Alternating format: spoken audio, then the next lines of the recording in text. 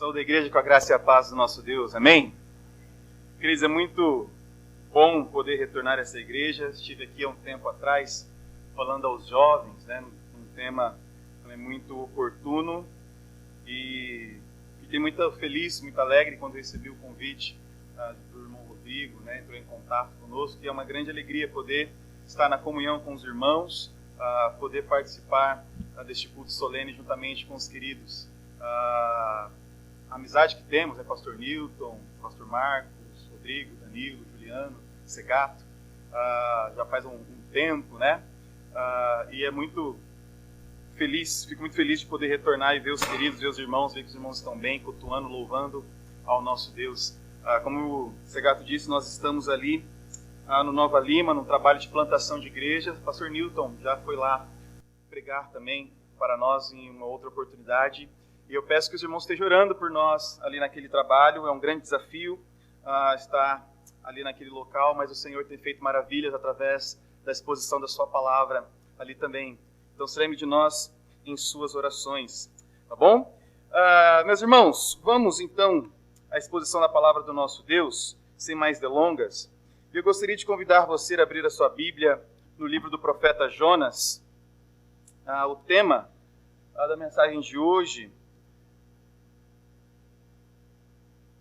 é que a correção da parte do Senhor tem muito mais a ver com misericórdia do que com justiça da parte de Deus. E é sobre isso que nós queremos meditar nesta noite, à luz da palavra do nosso Senhor. Então convido você a abrir a sua Bíblia no livro do profeta Jonas. Nós leremos todo o capítulo primeiro deste pequeno livro das Escrituras. Profeta Jonas, capítulo 1. Diz assim a palavra do nosso Deus. Veio a palavra do Senhor a Jonas, filho de Amitai, dizendo: Dispõe-te, vai à grande cidade de Nínive e clama contra ela, porque a sua malícia subiu até mim. Jonas se dispôs, mas para fugir da presença do Senhor, para Tarsis, e tendo descido a Jope, achou um navio que ia para Tarsis, e pagou, pois, a sua passagem, e embarcou nele, para ir com eles para Tarsis, para longe da presença do Senhor.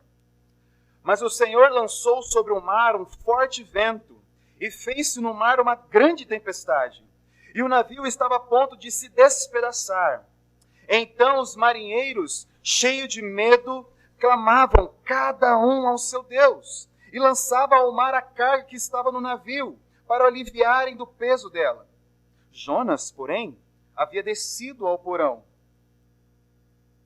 e se deitado, e dormia profundamente. Chegou-se a ele o mestre do navio e lhe disse: Que se passa contigo?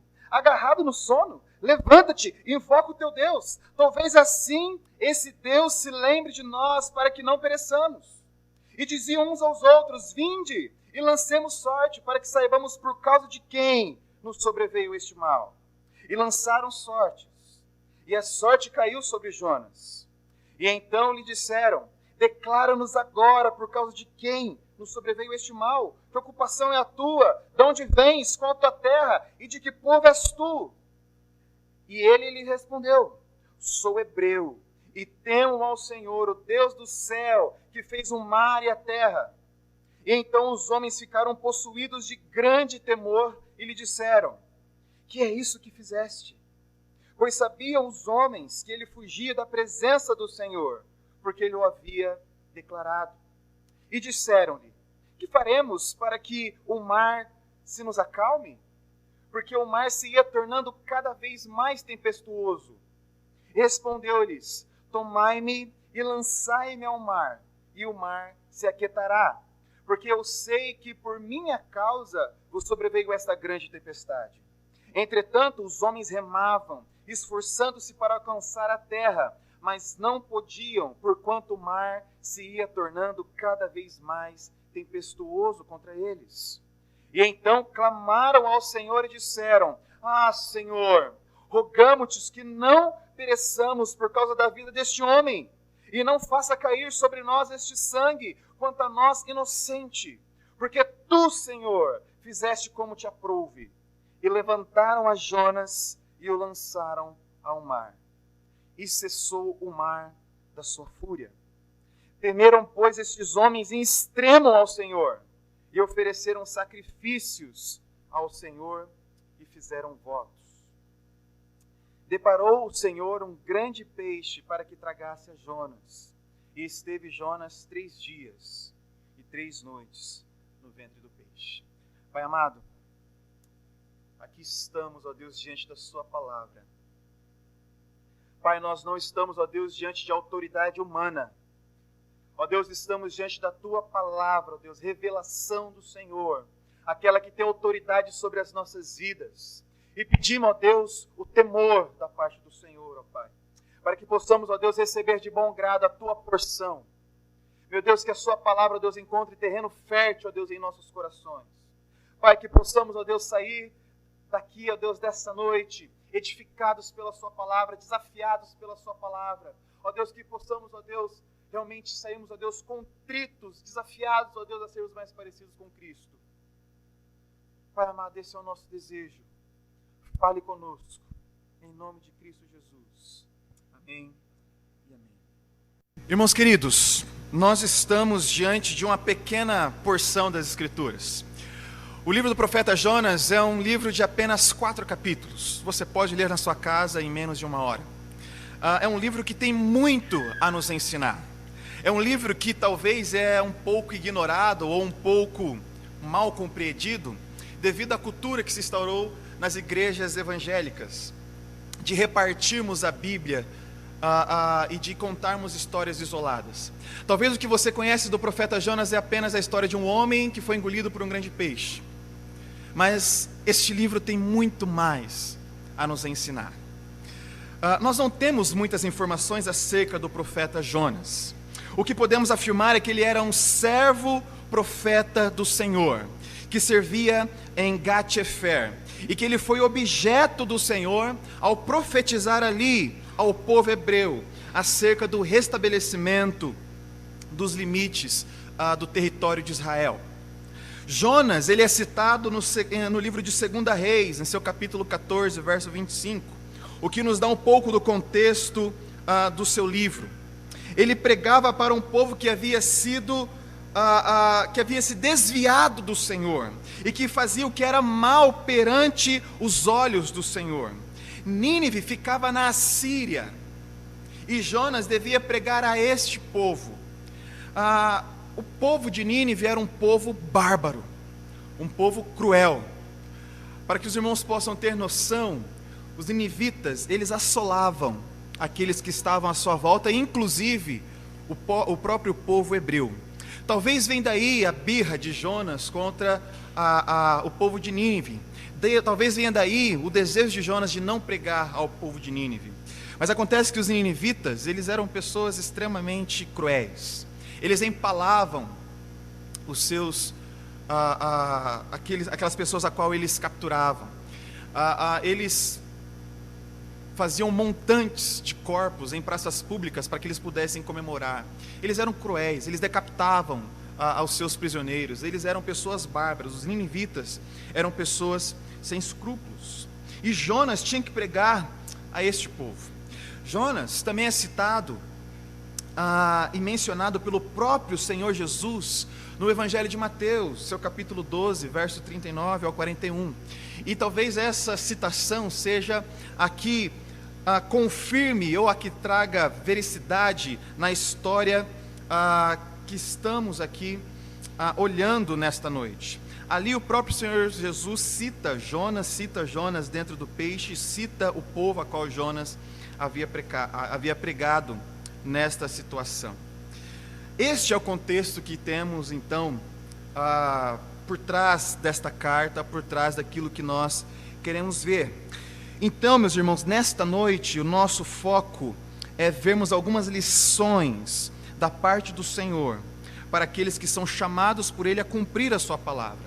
E se pudéssemos resumir numa frase o que o capítulo 1 do livro Jonas quer dizer aos nossos corações, eu colocaria na seguinte frase: que a desobediência à palavra de Deus nos conduz a uma dura e misericordiosa correção da parte do Senhor.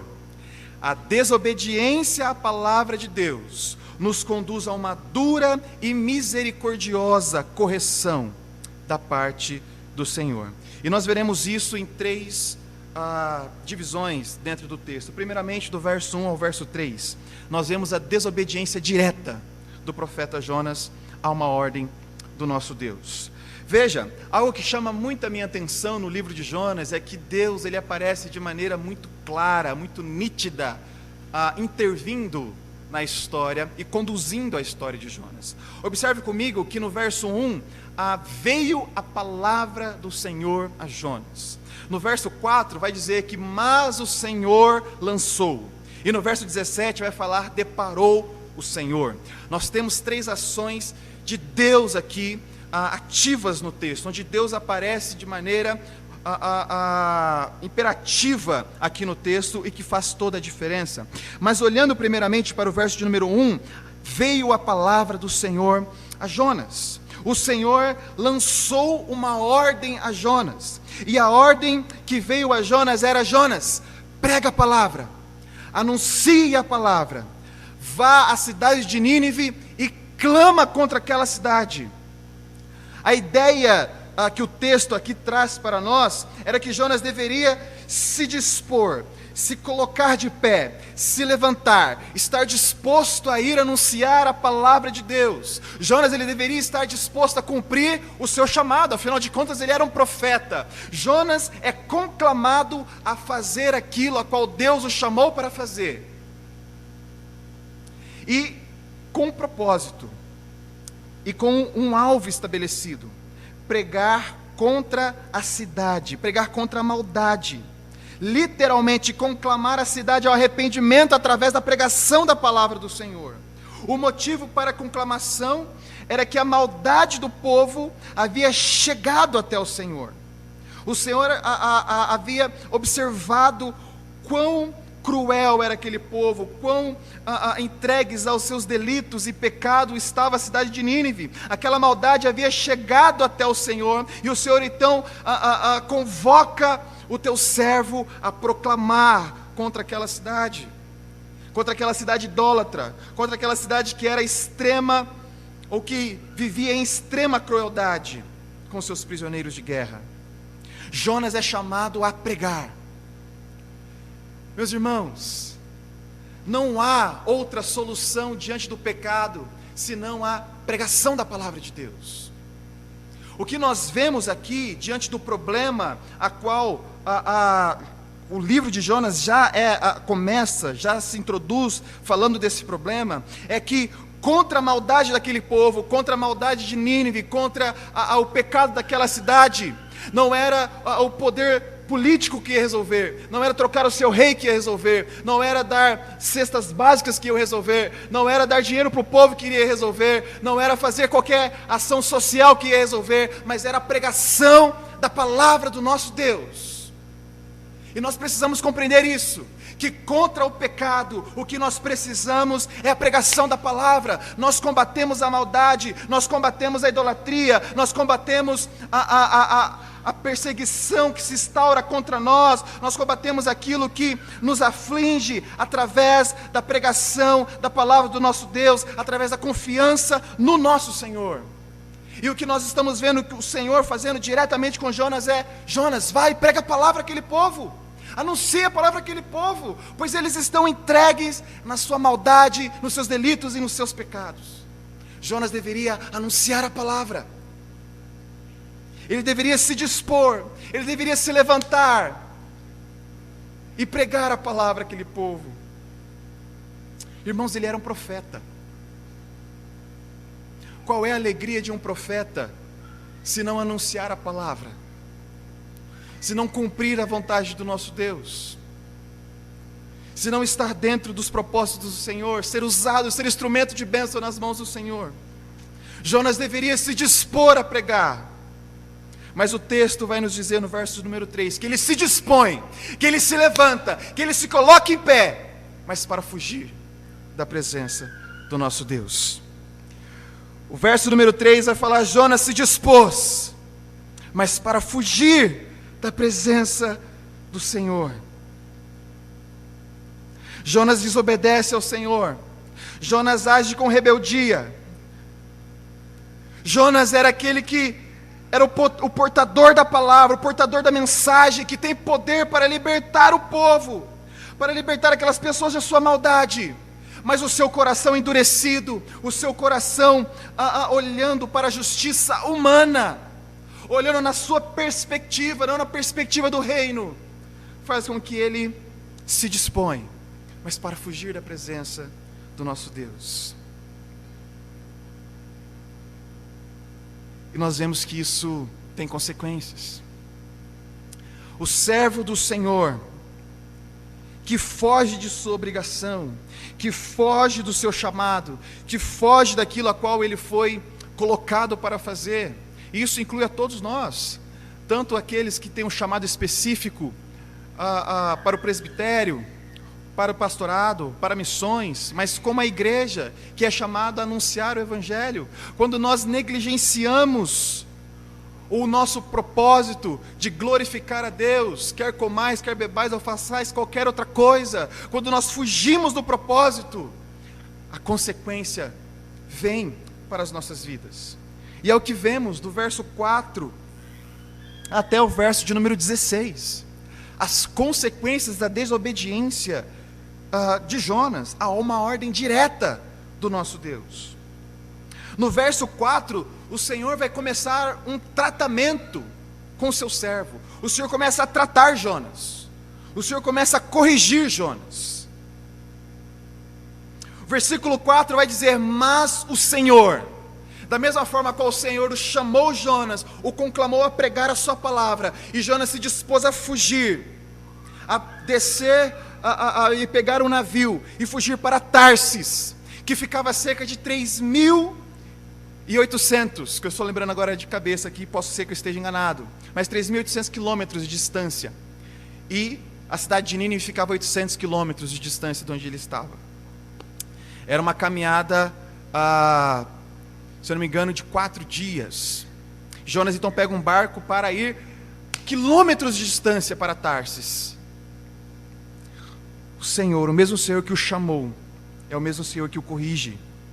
E diz que o Senhor lançou no mar um forte vento, e fez-se no mar uma grande tempestade, e o navio estava a ponto de se despedaçar.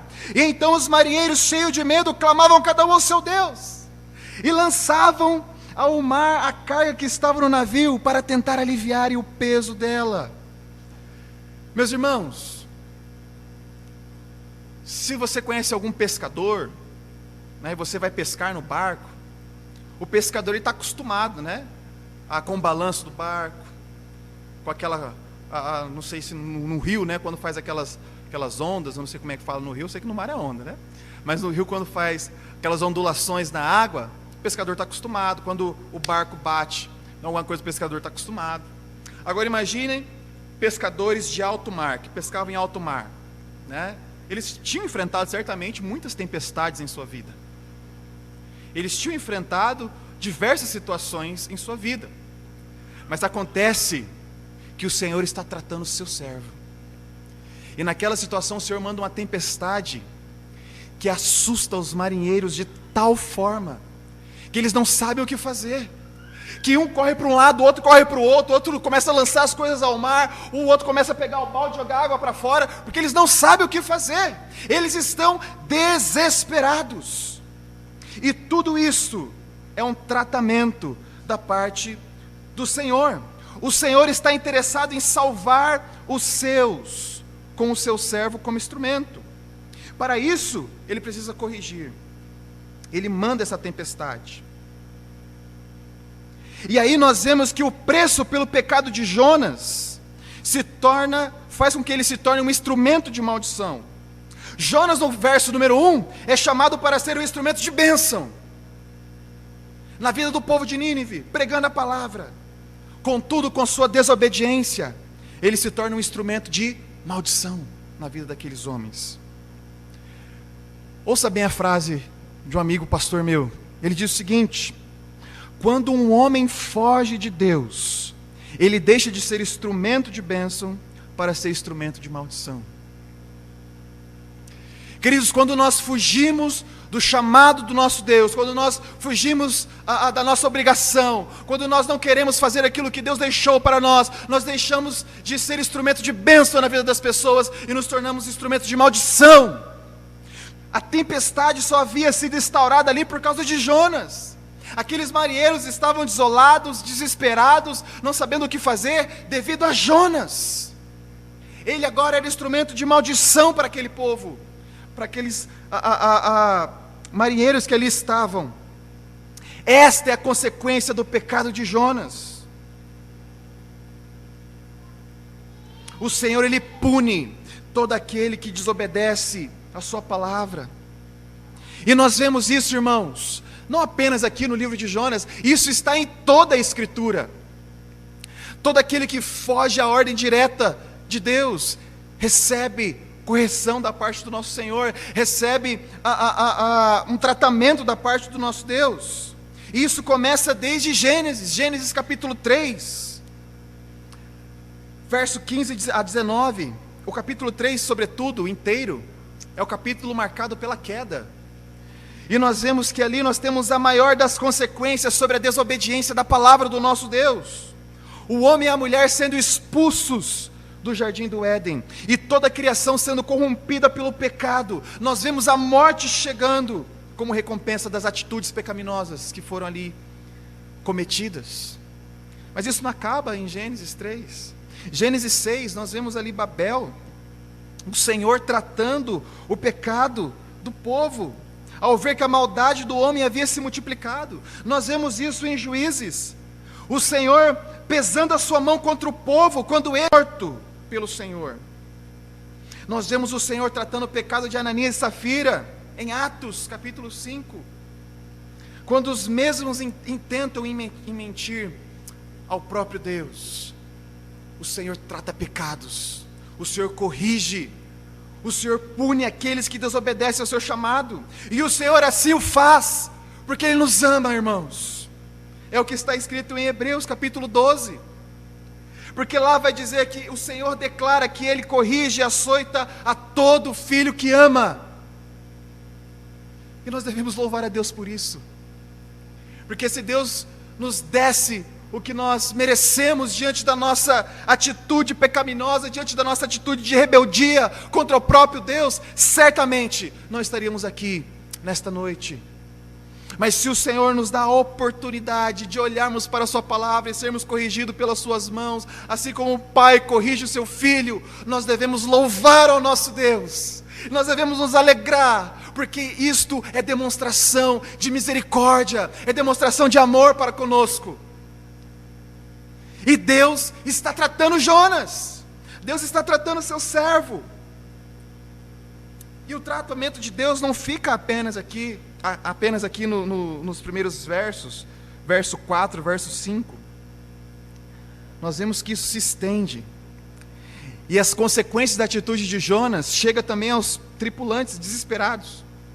Nós vimos que os tripulantes estão literalmente desesperados, eles não sabem o que fazer. O texto diz que cada um buscava o seu Deus, e naquela época era muito comum aquele povo, e principalmente os marinheiros, adorarem um Deus do mar. Tinham muito respeito, ao Deus do mar, eles adoravam o Deus do mar. Mas naquela situação, cada um buscava o seu Deus, Eles estavam desesperados, e talvez aqui também servisse de lição para Jonas. Era para que Jonas pudesse olhar aquela situação e entender que, ao mesmo tempo que aqueles marinheiros estavam desesperados, não sabiam o que fazer, não sabiam como agir, assim também era o coração do povo de Nínive, a qual ele rejeitava pregar a palavra de Deus. Os ninivitas também estavam sem esperança, eles também precisavam ouvir da palavra de Deus, eles também estavam mortos em seus delitos e pecados. E onde está o nosso profeta diante dessa situação? A palavra de Deus diz que ele estava dormindo. profundamente. Aí eu pergunto para você, como é que você consegue dormir numa tempestade, a qual o texto aqui nos descreve? Uma tempestade que nunca havia se visto, que aqueles marinheiros nunca haviam se deparado com essa tempestade. E Jonas está lá embaixo, no porão, dormindo profundamente. Talvez Jonas aqui ele estava numa amargura tão grande, ou ele não queria nem ligar para as coisas que estavam acontecendo, que ele só queria dormir.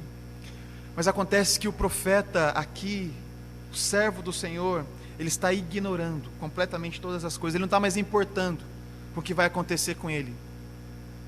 O negócio é que ele não vai obedecer a palavra do Senhor, e nós vemos que isso tem consequências. Jonas, ao ser deparado, quando eles veem que Jonas estava dormindo no fundo do barco, eles prontamente vão interrogar a Jonas. Verso número 6 vai dizer o seguinte: chegou-se a ele o mestre do navio e lhe disse: que se passa contigo, agarrado no sono? Levanta-te, invoca o teu Deus, talvez assim esse Deus se lembre de nós, para que não pereçamos. E diziam uns aos outros: vinde, lancemos sorte, para que saibamos por causa de quem nos sobreveio este mal. E então eles lançaram sortes, e a sorte caiu sobre Jonas. E então eles disseram: declara-nos agora, por causa de quem nos sobreveio esse mal, que ocupação é a tua?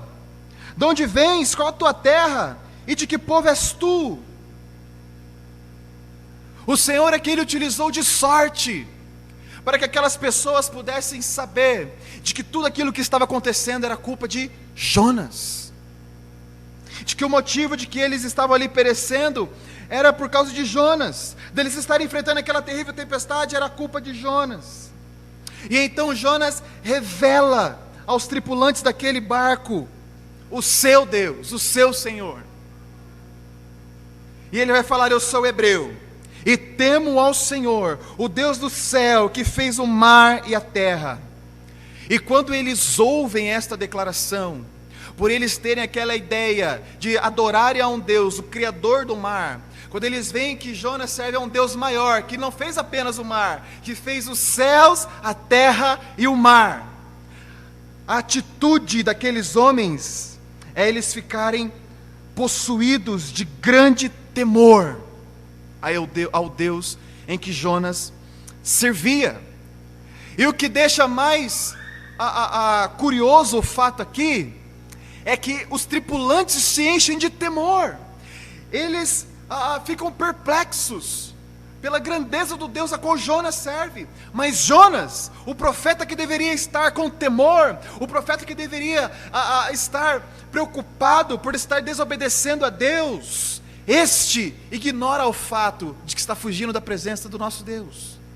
Mas os tripulantes enchem de temor. Eles têm a atitude que Jonas deveria ter. E Jonas diz mais. Jonas vai falar que é por causa que ele desobedeceu a este Deus que aquela tempestade se achegou até eles. No verso número 10 vai dizer o seguinte: então os homens ficaram possuídos de grande temor, e lhe disseram: que é isto que fizeste? Pois sabiam os homens que ele fugia da presença do Senhor, porque ele o havia declarado. E disseram-no: que faremos para que o mar se acalme? Porque o mar ia se tornando cada vez mais tempestuoso. Eles sabiam que tudo aquilo só estava acontecendo por causa de Jonas. E aí, irmãos, nós vemos do verso 12 até o verso 16 que há uma solução para tudo aquilo que está acontecendo. Verso número 12 diz o seguinte: respondeu-lhes Jonas: tomai-me e lançai-me ao mar, e o mar se aquietará, porque eu sei que por minha causa vos sobreveio esta grande tempestade. Era necessário jogar Jonas ao mar. Para que aquelas pessoas pudessem sobreviver, ele tinha que sair daquele lugar. E aí, meus irmãos, eu levo você à reflexão. Uma tempestade terrível. Os marinheiros nunca viram uma tempestade daquele jeito. Trovão, chuva, água para todo lado, vento, você no meio do mar. Você está literalmente no olho do furacão. As coisas estão fora de controle. E aí você vai jogar um homem no mar? Qual a probabilidade de sobreviver este homem? Jonas deveria ser jogado no mar. E quando ele diz isso àqueles homens, eles ignoram. O texto diz que, entretanto, os homens remavam, esforçando-se para alcançar a terra, mas não podiam, porquanto o mar ia se tornando cada vez mais tempestuoso contra eles. Eles não queriam assassinar um homem. Eles sabiam que se jogassem Jonas no mar, certamente esse homem iria morrer, iria padecer. Então eles tentam pelas suas próprias forças salvarem as suas vidas. E aqui nós vemos, irmãos, que contra as mãos do Senhor nós não podemos fazer nada. Esses homens tentavam remar, eles tentavam se esforçar, eles tentavam alcançar a terra, mas nada podiam, porquanto o mar ia cada vez mais ficando tempestuoso. Nós não podemos contra o nosso Deus, irmãos. Quando Deus pesa a mão contra nós, nós não podemos fazer nada. Nada, a não ser reconhecer o nosso pecado e dizer que Ele é soberano sobre as nossas vidas. Veja, é uma luta perdida desses homens. Eles tentavam se salvar, eles não queriam matar a Jonas, mas eles nada podiam fazer. E então eles se cansam e reconhecem a situação. E no verso 14 diz: então clamaram.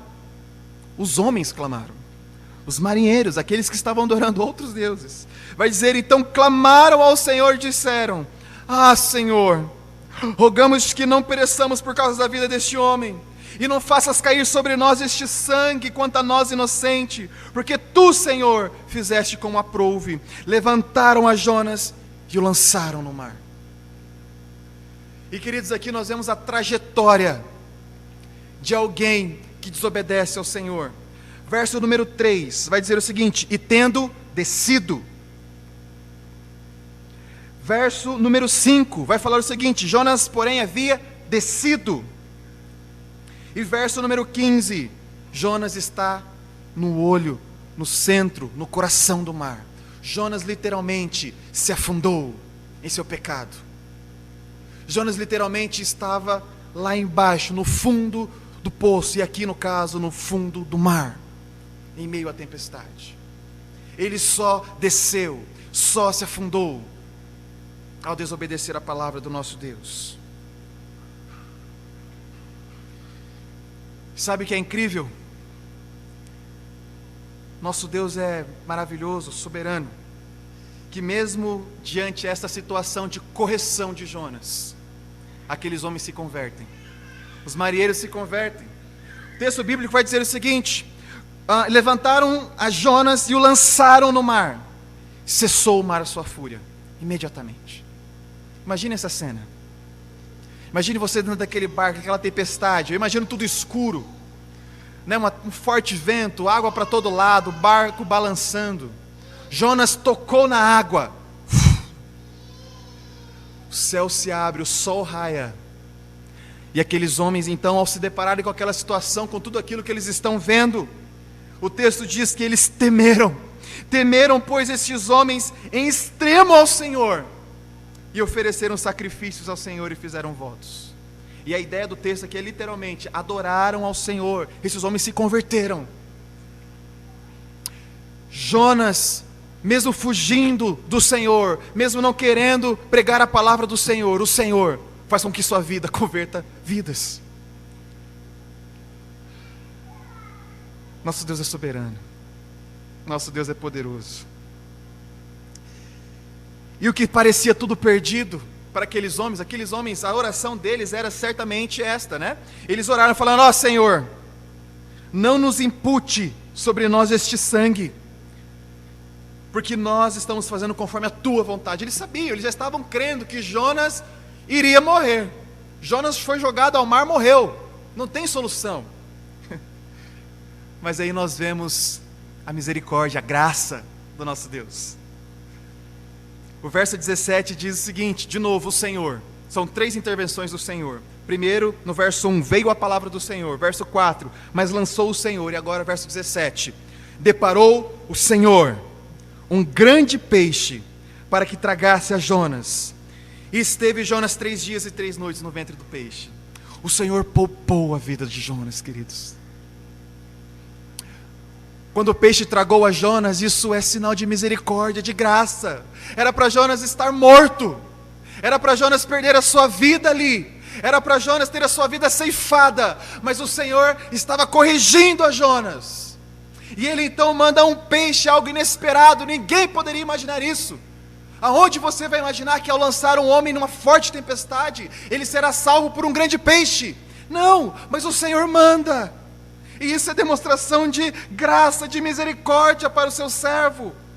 Deus trata e cuida dos seus filhos com uma dura e misericordiosa correção, irmãos. O grande peixe aqui é objeto de misericórdia da parte de Deus.